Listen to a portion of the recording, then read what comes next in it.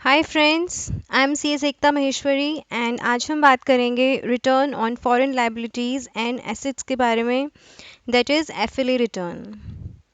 तो सबसे पहले जानते हैं कि किन किन एंटिटीज़ को एफएलए रिटर्न फाइल करने की ज़रूरत है।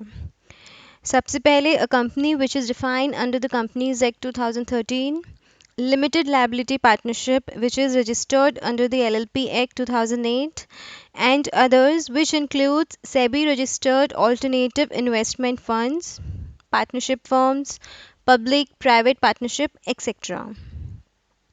इन सभी एंटिटीज़ को हर साल 15 जुलाई को एफएलए रिटर्न फाइल करने की ज़रूरत है अगर इन एंटिटीज़ में किसी ने भी या तो कोई एफडीआई रिसीव की है या कोई ओवरसीज़ इन्वेस्टमेंट की है in previous year including the current year. इन सभी एंटिटीज़ को 15 जुलाई every year FLA return file करनी है, लेकिन इस साल के लिए डेट एक्सटेंड हो चुकी है till 31 July 2020। Now the question is कि 15 जुलाई तक अगर कंपनीज के अकाउंट्स ऑडिट नहीं हुए हैं तो क्या इस केस में भी एफएलए रिटर्न फाइल करना है? And the answer is yes. Once company eligibility criteria में फॉल करती है तो उसे एफएलए रिटर्न फाइल करना मैंडेटरी है, otherwise it will be treated as violation of FEMA and penalty clause may be invoked for violation of FEMA। अगर company के accounts audit हो चुके हैं तो ऑडिटेड फिगर्स के साथ, और अगर कंपनी के अकाउंट्स ऑडिट नहीं हुए हैं तो विद अनऑडिटेड फिगर्स।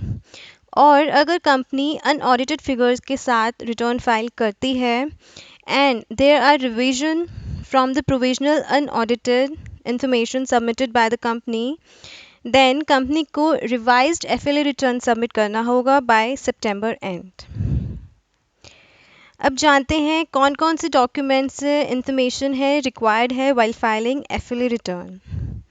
सबसे पहले valid email ID and mobile number, full set of financial statements whether audited or unaudited, authority and verification letter, PAN card, registration certificate, MOA, AOA of the company, and previous year's copy of FLA return filed by the company।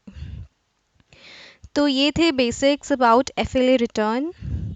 Thanks for watching this video. कोई भी query हो, कोई भी review हो इस video से related, आप या तो उसे कमेंट सेक्शन में ड्रॉप कर सकते हैं या फिर आप मुझे मेल भी कर सकते हैं at csektamaheshwari14@gmail.com, and please subscribe for more such informational videos. Thank you.